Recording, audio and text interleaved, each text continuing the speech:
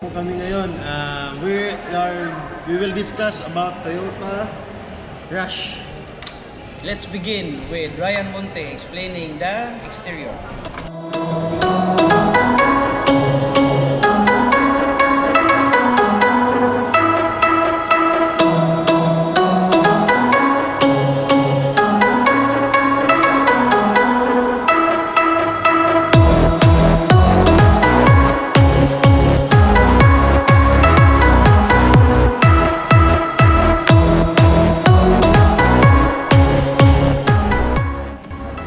Guys, ito po yung Rush E natin. So, ito po yung front grille ng unit, tsaka LED light na siya.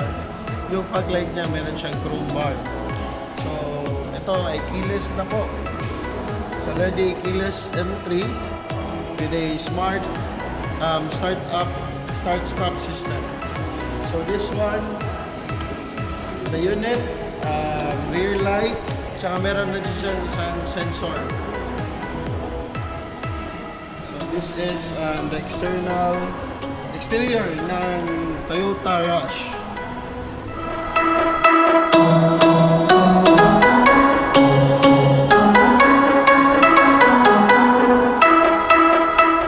Good day. So the car comes with an automatic adjustment of the side mirror. One touch down, one touch up. Of course, that's the basic part. Over here, you get the monitor. It doesn't come with a camera because it's the E variant. Automatic climate control and 12-volt outlet.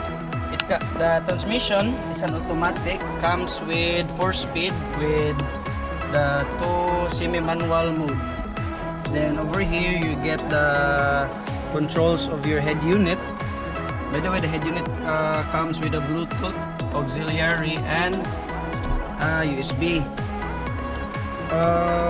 The interior of the car also comes with 7 airbags. So over here, side curtains, front and back, and of course the passenger. Also, the car's features push button start. So you only need Keyless. you only need the key fob to start the car. So it's automatic and it's also censored. Traction control button, and at the center of the interior comes with the aircon with manual controls, ventilation, and of course at the back for storages only. And that's all for today. Thank you for listening. Don't forget to Subscribe. like and subscribe. Peace. Peace. Bingo.